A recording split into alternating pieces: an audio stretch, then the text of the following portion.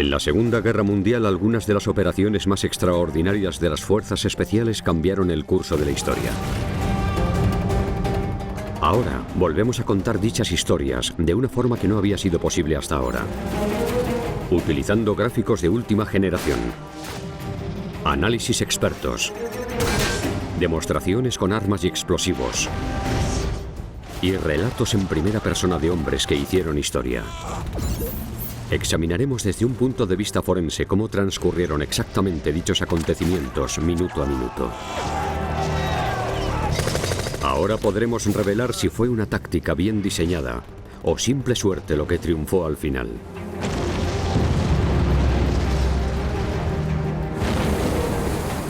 En este episodio, las fuerzas británicas llevarán a cabo uno de los ataques más arriesgados de la historia militar. Estrellar un destructor lleno de explosivos contra una instalación naval alemana muy bien defendida. Esta es la historia del legendario ataque de Saint-Nazaire, contada por el capitán del destructor, el capitán de corbeta Sam Beatty, el comandante Bill Copeland, y dos jóvenes oficiales, Coram Purdon y Stuart Chant. Su misión consistirá en hacer saltar el muelle por los aires bajo la atenta mirada del enemigo y escapar en barco. Les avisaron de que podían no regresar, pero si tenían éxito, podrían poner fin a la batalla del Atlántico Norte y cambiar el curso de la guerra. Cuerpos de élite de la Segunda Guerra Mundial, el comando a vida o muerte. 27 de marzo de 1942, 22:15 horas. Estamos a 65 kilómetros de la costa de Francia. El HMS Campbelltown, un viejo destructor de más de 900 toneladas, forma parte de una flotilla que avanza en la oscuridad hacia el puerto de Saint-Nazaire en manos de los alemanes. A ambos lados una columna de pequeñas lanchas motoras plagadas de ametralladoras y cañones. Apiñados bajo cubierta, 269 soldados británicos de élite se preparan para esta gran hazaña.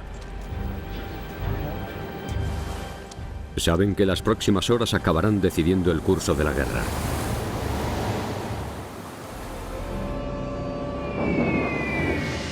Ya han pasado 2 años y medio desde que diera comienzo la Segunda Guerra Mundial y la Alemania nazi domina Europa.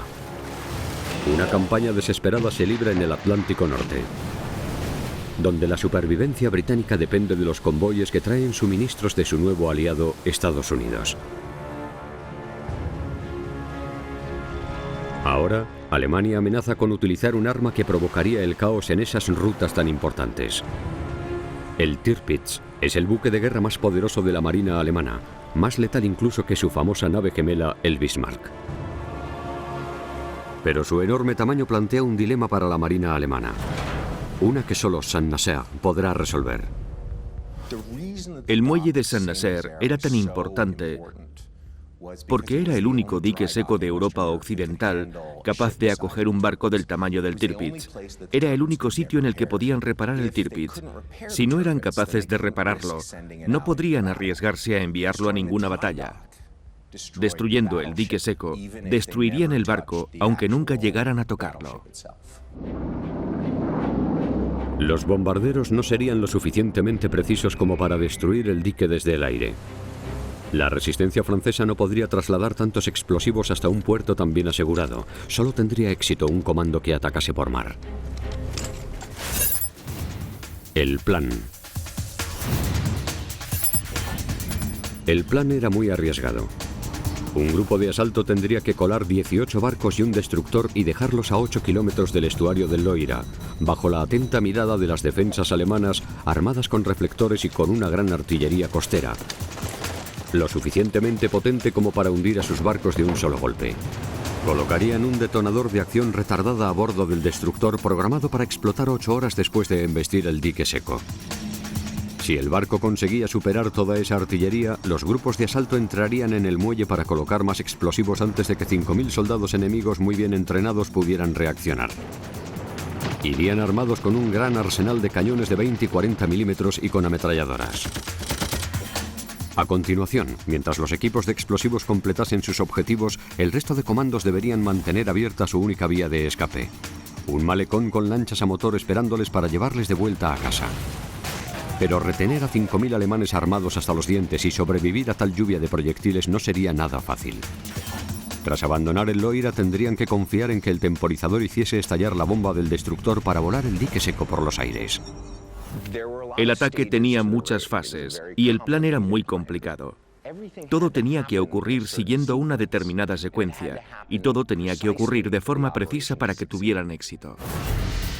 El pilar de la operación sería el HMS Campbelltown. Para volar la puerta del dique introducirían 3,85 toneladas de explosivos en su casco con un detonador de acción retardada de 8 horas.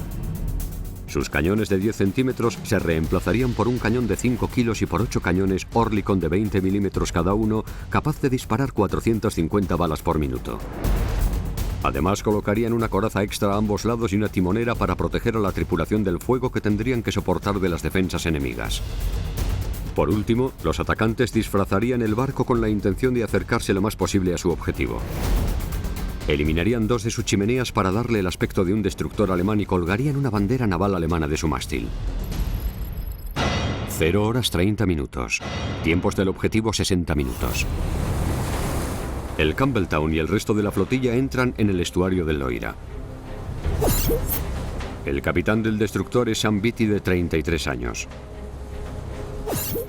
Nada más ponerse al mando del barco le comunicaron que su primera misión sería estrellarlo contra un dique enemigo. Pero es un oficial experimentado de cabeza fría y nervios de acero.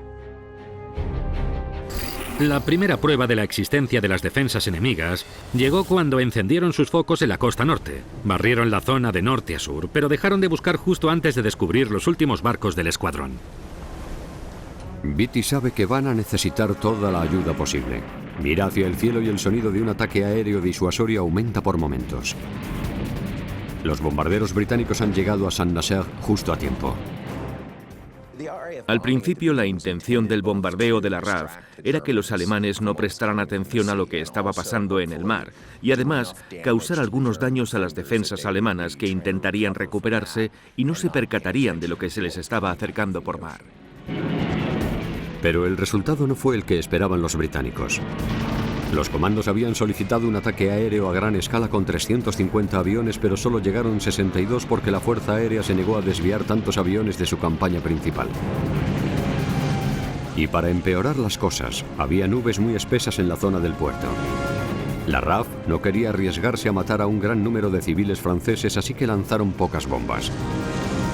En vez de eso, los bombarderos volaron en círculos esperando que fuera distracción suficiente. Pero un comportamiento tan inusual solo consiguió levantar las sospechas de los alemanes. Aquel ataque a pequeña escala no distrajo a los alemanes, les puso en alerta. Cuando los 3 servicios trabajaban juntos, los efectos podían ser devastadores. Pero en ese caso, la rivalidad entre ellos y la falta de comunicación puso en peligro el éxito de aquella misión. De momento, Beatty y sus hombres no han sido detectados al pasar por la estación alemana de radar en Le Croisic. Su próximo obstáculo, un canal muy poco profundo en el que el Campbelltown podría encallar en cualquier momento. Solo había una ruta para acceder al puerto y estaba muy bien custodiada por los alemanes. Pero los británicos se dieron cuenta de que cuando la marea estaba alta, había un camino alternativo para llegar hasta el dique seco. Si se utilizaban barcos muy ligeros o barcos especialmente aligerados, se podía navegar por ese canal y aparecer en el dique seco desde un ángulo diferente.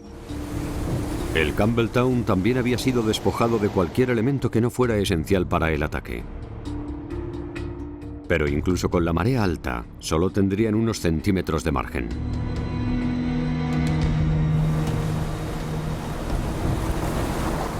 De repente, un brusco y terrible temblor se deja sentir cuando el Campbelltown impacta contra el suelo. Bajo cubierta, el teniente Corran Purdon, un voluntario de la Royal Ulster Rifles, con tan solo 20 años ya ha estado en un comando de asalto en Noruega. Él liderará a uno de los equipos de demolición con el objetivo de destruir cualquier objetivo vital que haya en el puerto.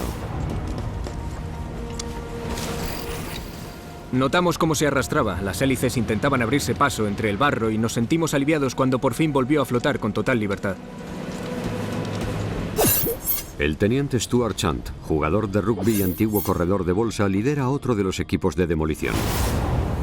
Está en cubierta cuando el Campbelltown toca fondo por segunda vez.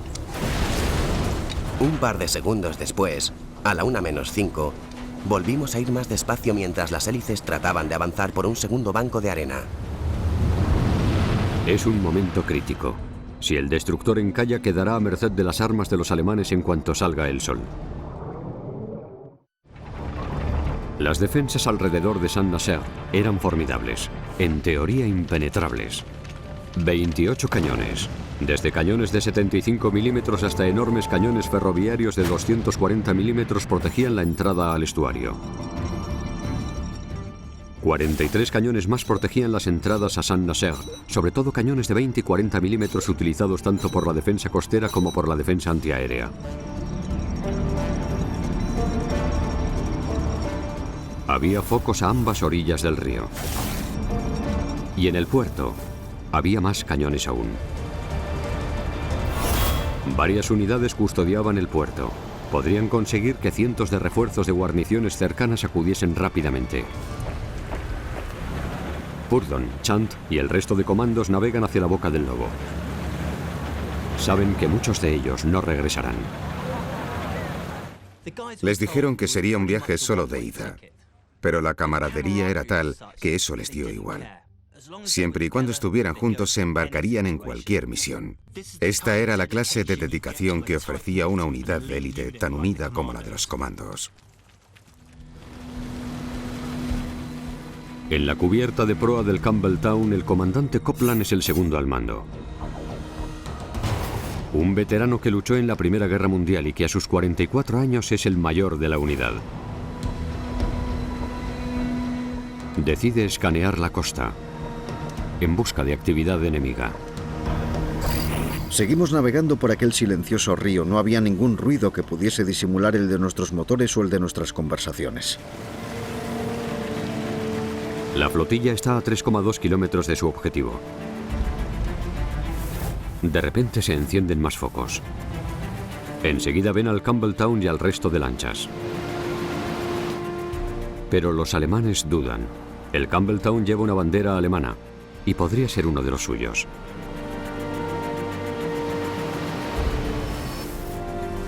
Beatty aún tiene un as bajo la manga. Cuando los alemanes perciben cierto peligro y lanzan disparos de advertencia, responde utilizando un indicativo que da a entender que están disparando a un barco amigo.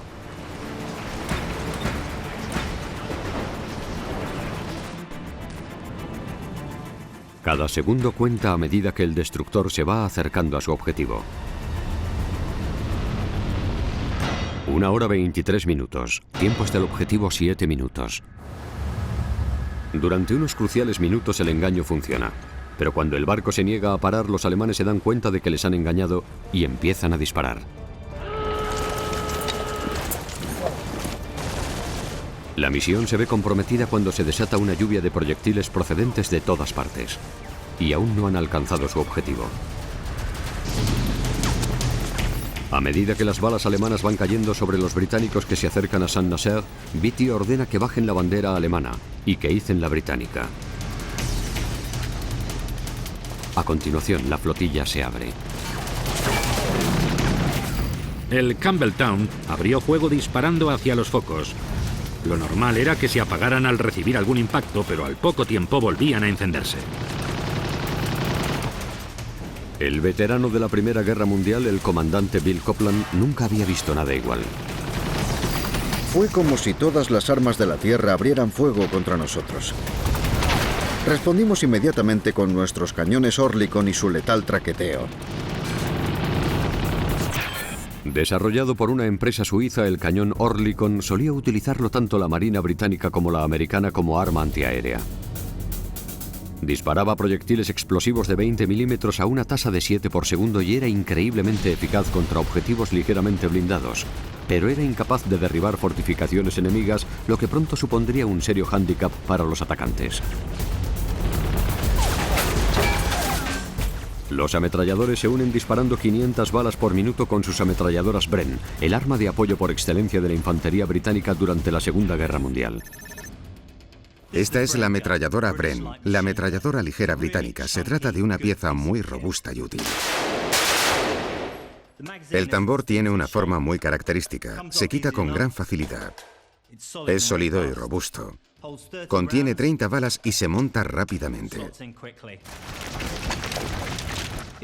Si esta arma tiene alguna pega es que es demasiado precisa. Al disparar, las balas salen demasiado agrupadas. El objetivo de las armas de apoyo es que disparen proyectiles separados para que el enemigo tenga que bajar la cabeza. Las ametralladoras modernas de hoy en día están diseñadas para ser menos precisas que esta arma de la Segunda Guerra Mundial. A pesar del famoso poder de detención de las ametralladoras Bren, el tiroteo procede de un solo lado. Los barcos británicos identificados por los focos son objetivos fáciles. Las víctimas empiezan a amontonarse rápidamente. A través de la ventana blindada del Campbelltown, el teniente Chant ve cómo las pequeñas lanchas están siendo acribilladas a balazos. Desde popa veíamos cómo el fuego brillaba en la superficie del río y cómo las lanchas trataban de librar una desesperada batalla por la supervivencia contra la aplastante potencia de fuego alemana. 15 lanchas Fairmile B transportan los enseres de los comandos y serán su vía de escape. Son barcos de madera de 34 metros de largo con 2 motores de 600 caballos capaces de alcanzar una velocidad máxima de 20 nudos. 2 cañones Oerlikon y varias ametralladoras le proporcionan apoyo de fuego. Normalmente utilizadas para patrullar la costa y buscar submarinos, nunca fueron diseñadas para llevar a cabo un ataque. Sin embargo, son lo único de lo que dispone la Marina. Su gran desventaja, una absoluta falta de blindaje. Hasta la bala de un rifle podría llegar a atravesarlas. Además, para que lleguen hasta Saint-Nazaire y vuelvan, es preciso instalar tanques de combustible extra en las cubiertas. Un solo impacto y cada una de las lanchas podría convertirse en una bomba de gasolina flotante. Hurdon, bajo la cubierta del Campbelltown, está más protegido que muchos, pero ni siquiera él está a salvo. Sentíamos y oíamos el impacto de los proyectiles alemanes contra el casco del Campbelltown. Un proyectil de un rojo brillante atravesó la sala mientras estábamos ahí sentados, pero pasó de largo sin estallar. 1 hora 29 minutos. Tiempo hasta el objetivo 60 segundos. La timonera blindada está recibiendo fuertes impactos por todas partes. El timonel, el suboficial de Marina Wellstead, recibe un disparo y muere. Su sustituto es derribado en cuestión de segundos. El teniente Nigel Tibbets se pone al mando. Será el hombre encargado de llenar el barco de explosivos. El teniente Tibbets se hizo con el timón, puso rumbo al viejo espigón y dirigió el barco hacia el objetivo. 18 nudos y solo quedaban 90 metros. Nos agarramos como si tratáramos de encontrar alguna clase de protección mientras esperábamos el terrible impacto y entonces chocamos.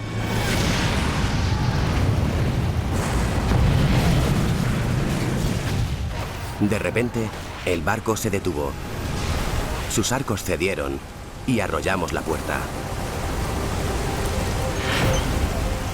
Gracias a una navegación extraordinaria, el Campbelltown consigue completar con éxito la primera fase del ataque. El único comentario del capitán Beatty fue: bueno, aquí estamos 4 minutos tarde. La Marina Real ha cumplido su misión. Ahora los comandos deberán cumplir la suya. Los comandos fueron una unidad de élite creada únicamente para esta operación.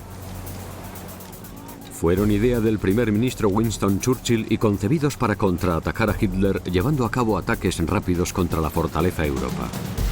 Churchill, que siempre tuvo el don de la palabra, las llamaba operaciones de carnicería y huida. Vamos a cargarnos a unos cuantos alemanes y luego nos largaremos de ahí.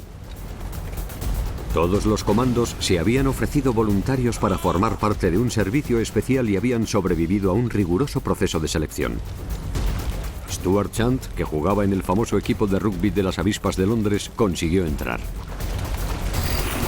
Todos teníamos que ser capaces de nadar. Como la unidad no tenía medios de transporte, teníamos que ser capaces de recorrer largas distancias sin parar.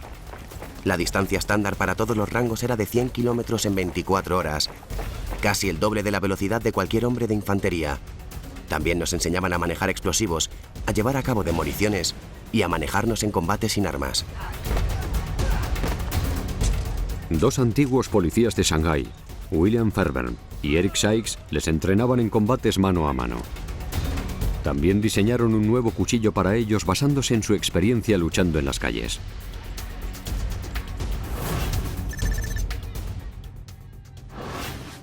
El cuchillo Fairbairn Sykes es sinónimo de los comandos y las fuerzas especiales.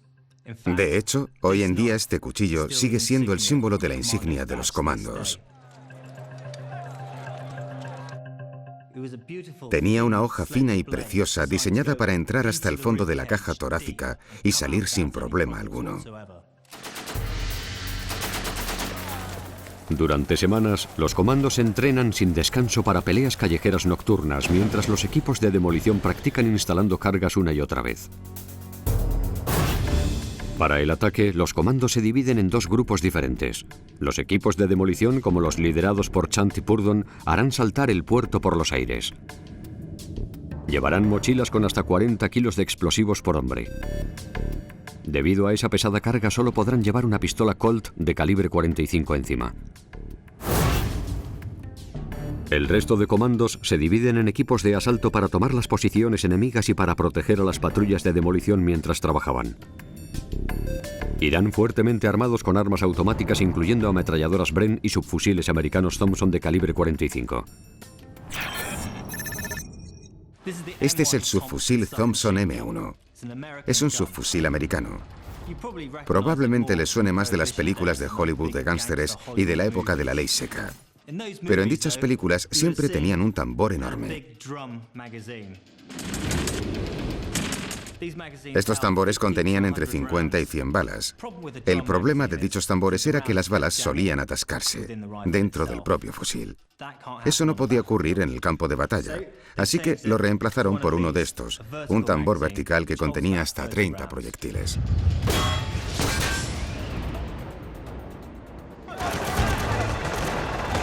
El momento de los comandos ha llegado. A medida que las lanchas motoras empiezan a desembarcar, los hombres a bordo del maltrecho Campbelltown se dirigen hacia sus objetivos. Los 70 comandos del Campbelltown se dividen en 9 equipos. 2 equipos de asalto liderarán el camino y tomarán las posiciones enemigas que encuentren a izquierda y derecha, mientras los equipos de demolición avanzarán hasta sus objetivos. El equipo del teniente Chant irá hacia la estación de bombeo del dique seco. El equipo del teniente Purdon hacia la caseta eléctrica norte y más equipos hacia la puerta norte del dique y la caseta sur. Cuando todos los objetivos hayan sido destruidos, se retirarán hasta el punto de evacuación. 1 hora 40 minutos. Tiempo desde el desembarco 6 minutos. Los comandos de asalto acaban con todos los emplazamientos de armas que encuentran a su alrededor. Eso le proporciona al resto unos minutos cruciales antes de que los alemanes respondan a su repentina invasión a pequeña escala. Despejan un camino para que el teniente Chant y su equipo de demolición puedan abrirse paso hasta la estación de bombeo. La estación de bombeo sube y baja el nivel del agua del dique seco. Su destrucción es de vital importancia, casi tanto como la del dique en sí. Una pequeña carga consigue abrir la puerta. Chant ha recibido un disparo en la pierna durante la incursión y tiene que abrirse camino con dolor y cuidado hasta el sótano.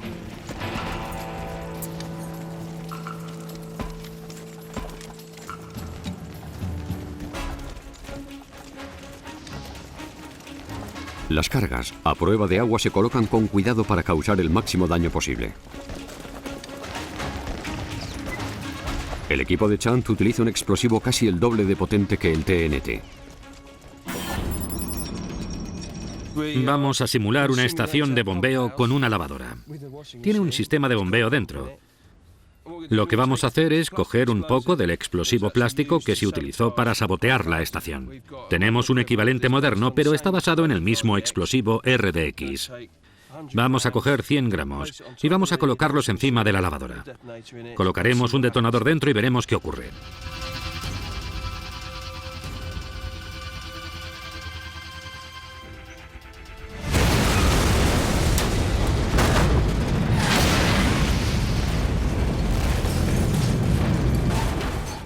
La carga estaba aquí. Y básicamente ha atravesado la lavadora y la ha destrozado por completo. Es muy fácil de usar, fácil de llevar y capaz de generar una fuerte explosión. Perfecto para esta clase de operaciones de sabotaje.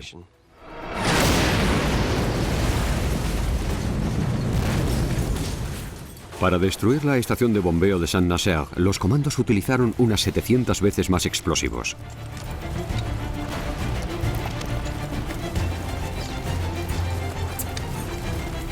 Chant activa el detonador de 90 segundos.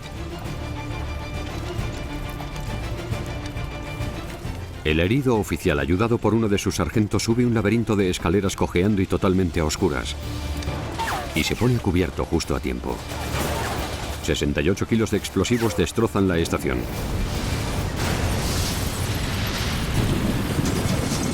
Reduciendo las bombas que vacían el agua del dique seco a mera chatarra.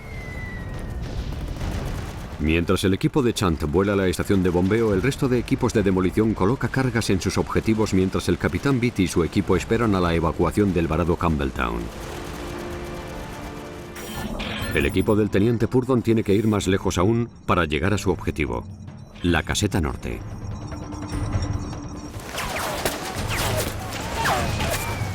Cuentan con la protección del equipo de 3 hombres del teniente Denison. Cuando se ven sometidos al intenso fuego de un grupo de alemanes situados en una trinchera, los hombres de Denison entran en acción.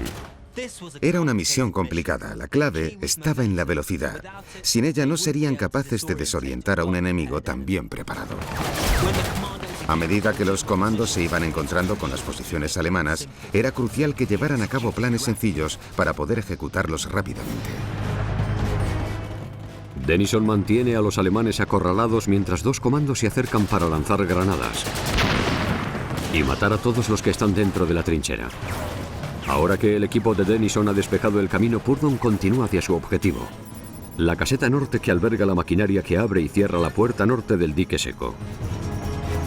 Deshacerse de ella supondrá otro devastador golpe contra el dique.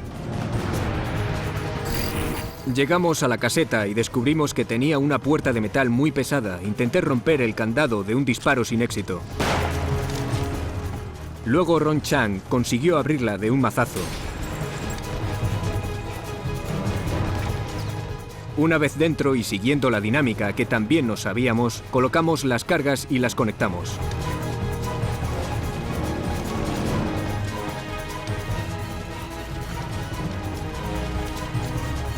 Una vez que los explosivos están conectados, el equipo de demolición de Purdon se retira hasta una distancia segura y detona las cargas.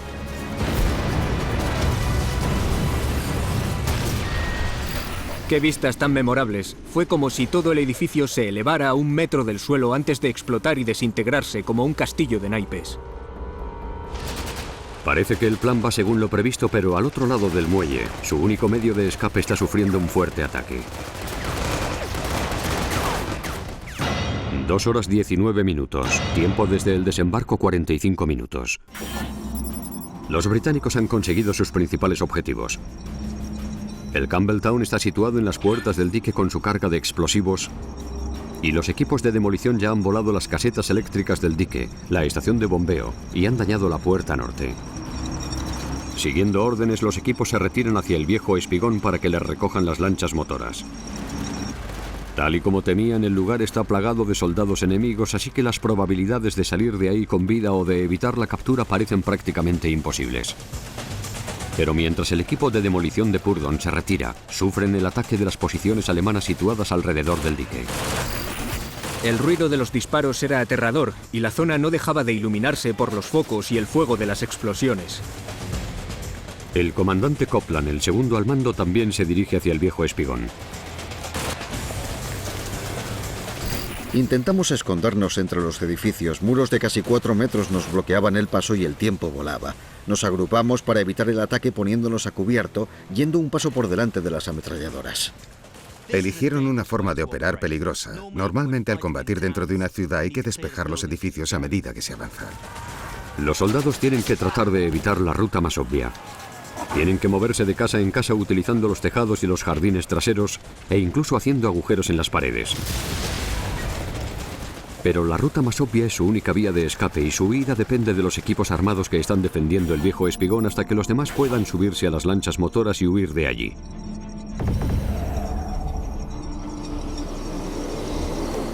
Desgraciadamente ha habido un problema. Las lanchas motoras desprotegidas y con tanques de combustible en sus cubiertas han sido víctimas del fuego enemigo. Varias de ellas están en llamas. Una de las lanchas recibió el impacto de un cañón de 37 milímetros y salió volando por los aires. De toda la tripulación y los comandos, solo un hombre salió con vida. La decisión de utilizar lanchas motoras con el casco de madera sin potencia de fuego real y sin blindaje alguno ha resultado ser desastrosamente optimista. Pocos equipos consiguen desembarcar ilesos. La unidad encargada de tomar el viejo espigón es aniquilada antes de desembarcar siquiera. Por tanto, el punto de evacuación continúa en manos enemigas.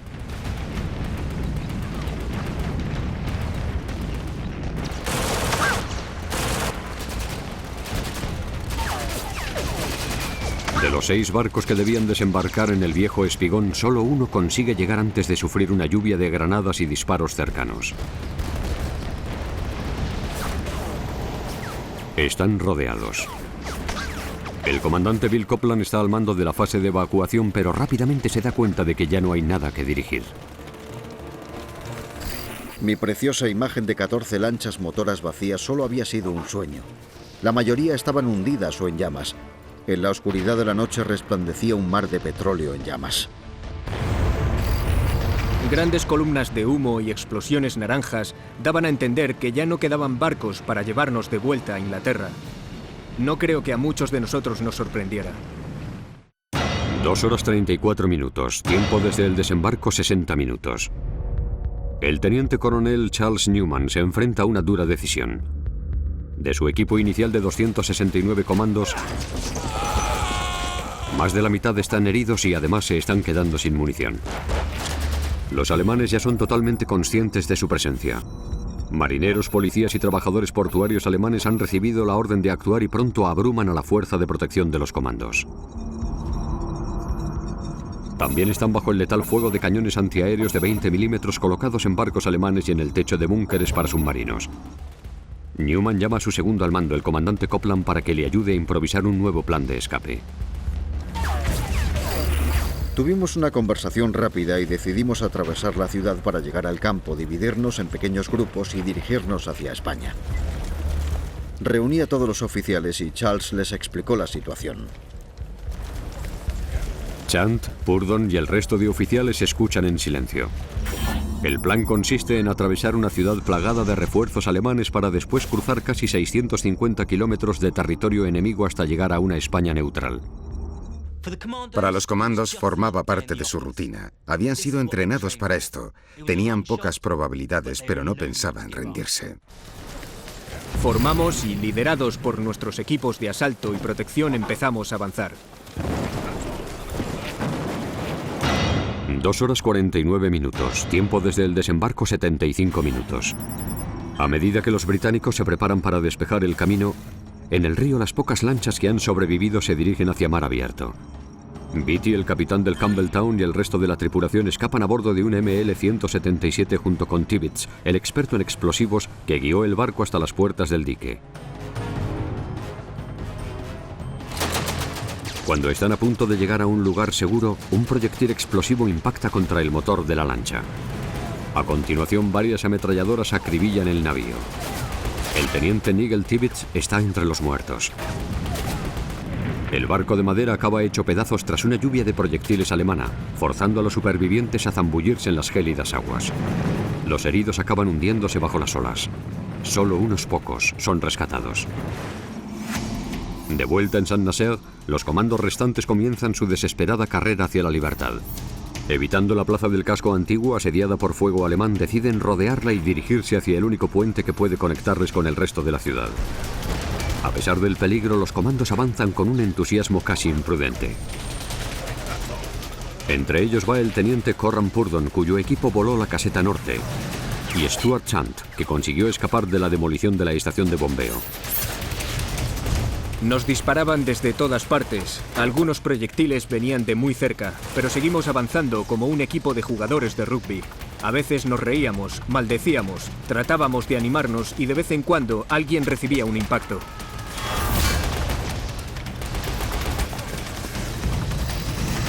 Corran Purdon me siguió, pero se enganchó el pie en un alambre y acabó tumbado a mis pies. Empezamos a reírnos y le ayudamos a ponerse en pie. Ese era el ambiente que había en aquel momento. A pesar de las risas, los hombres van cayendo ante el intenso fuego alemán. Chant recibe un disparo en la rodilla y es incapaz de moverse. Era incapaz de seguir corriendo o caminando siquiera y me desplomé. Ron Butler, uno de mis sargentos, y el joven Jimmy Brown decidieron cargar conmigo hasta que me di cuenta de que estaba siendo un obstáculo para su propia supervivencia y les ordené que me dejaran allí. Cuando Copeland, Purdon y el resto de supervivientes llegan al puente que les separa de la ciudad de Saint-Nazaire, emprenden un último ataque, a vida o muerte, para cruzar 65 metros de campo abierto. No tenían tiempo para identificar las posiciones enemigas. Su única opción era cargar rápidamente contra los defensores alemanes situados en el puente y tratar de llegar al fortín del extremo más lejano. Disparar desde la cadera es algo que no aparece en ningún manual táctico, pero la situación lo requería y había que hacerlo rápida y contundentemente. Una lluvia de fuego enemigo estalló mientras cruzábamos el puente. Los proyectiles impactaban contra las vigas, las balas golpeaban y rebotaban contra los adoquines. Las ametralladoras enemigas disparan alto. En cuestión de segundos, los comandos consiguen llegar al otro lado. El comandante Copeland se detiene para vaciar su pistola contra uno de los fortines antes de que los británicos desaparezcan entre las calles de Saint-Nazaire. Nos dividimos en grupos más pequeños y a mí me tocó con el coronel Newman y con el comandante Copeland. Luego empezamos lo que más tarde se llamó la carrera de obstáculos de Saint-Nazaire, trepando muros de jardines y entrando y saliendo de las casas. Con el amanecer acercándose y cientos de alemanes peinando las calles, los comandos se esconden bajo tierra. Tienen pensado esperar a que pase el día y huir cuando vuelva a oscurecer. Pero el cerco se va cerrando. El comandante Copeland y 15 más están escondidos en un sótano. Oí pasos encima de mí, luego una voz y a continuación gritos alemanes. Esperaba que una granada de mano estallara en cualquier momento, pero no ocurrió. En lugar de eso, alemanes plagados de granadas y subfusiles Tommy aparecieron en la puerta.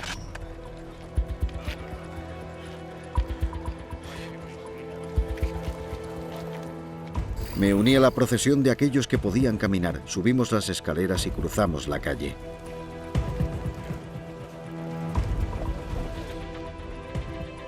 Poco a poco todos los equipos acaban acorralados y obligados a rendirse. Parece que el ataque ha sido un desastre y su barco, diseñado para ocuparse del golpe final, gracias a una enorme explosión, continúa ahí silencioso junto a la puerta del dique. 5 horas 34 minutos, tiempo desde el desembarco 4 horas. Mientras los alemanes continúan buscando casa por casa a Chant, herido en la rodilla e incapaz de moverse, no tardan en encontrarle. 3 alemanes con uniformes negros y cascos de acero se dirigieron hacia nosotros. Eran hostiles e iban armados con pistolas Schmeisser. Los alemanes estaban muy nerviosos y reaccionaron de forma violenta cuando nos vieron. Nos gritaron y nos apuntaron con armas.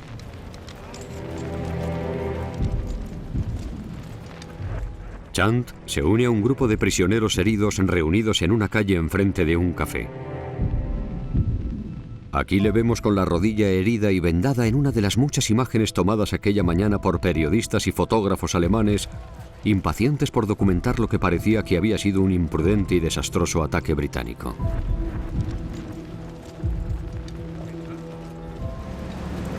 Van trayendo a más soldados y marineros del río.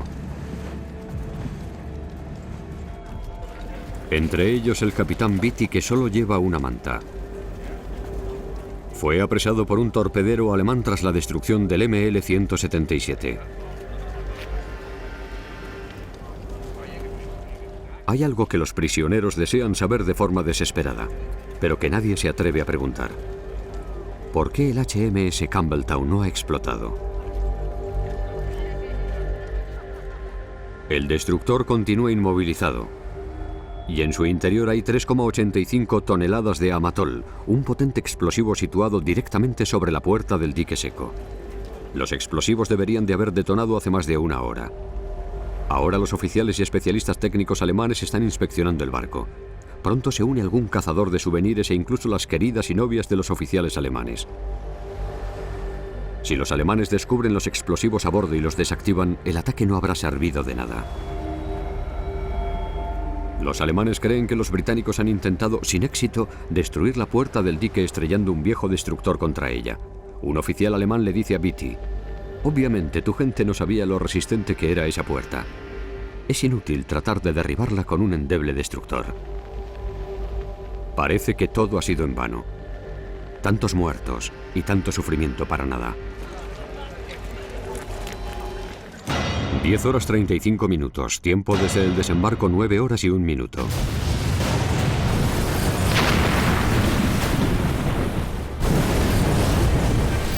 Notamos un gran estruendo cuando el HMS Campbelltown saltó por los aires. Y todos comenzamos a vitorear. Toda la ciudad se ve sacudida por la explosión. Había unos 100 alemanes a bordo del destructor cuando explotó. Los restos humanos llegaron tan lejos que los equipos de limpieza tardaron varios días en encontrarlos todos y deshacerse de ellos. La puerta, de 1.360 toneladas, acaba totalmente desencajada. El río lo inunda todo y se lleva los restos del Campbelltown con él. El ataque de Saint-Nazaire ha cumplido su objetivo, a pesar de ser prácticamente imposible. A pesar de todas las dificultades y de todo lo que salió mal, el ataque fue un gran éxito. Causó tantos daños en el dique que los alemanes no pudieron repararlo durante la guerra. El dique seco no volvió a funcionar hasta 1947, más de 5 años después del ataque. La destrucción del dique seco de Saint-Nazaire aseguró que el Tirpitz jamás volviera a navegar en el Atlántico. El poderoso buque se pasó el resto de la guerra escondido en los fiordos noruegos, donde fue finalmente destruido por Lancasters de la RAF en noviembre de 1944.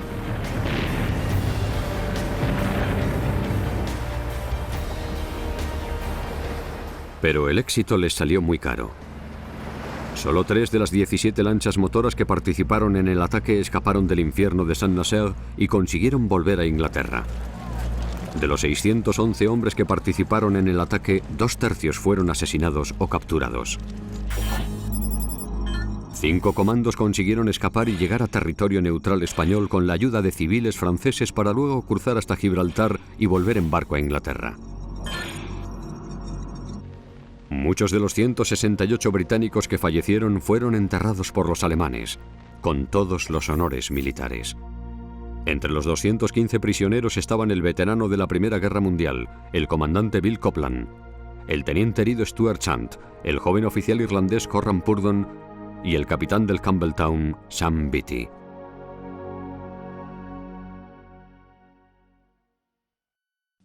El ataque de Saint-Nazaire ha sido descrito como el mayor ataque de todos los tiempos, y hay mucho de cierto en esa afirmación. El ataque de Saint-Nazaire sigue siendo una de las hazañas más destacadas de la historia militar. Gracias a un intrépido plan, ejecutado con increíble valor y determinación, los comandos causaron un impacto de proporciones épicas y durante el proceso forjaron una leyenda que perdura hoy en día.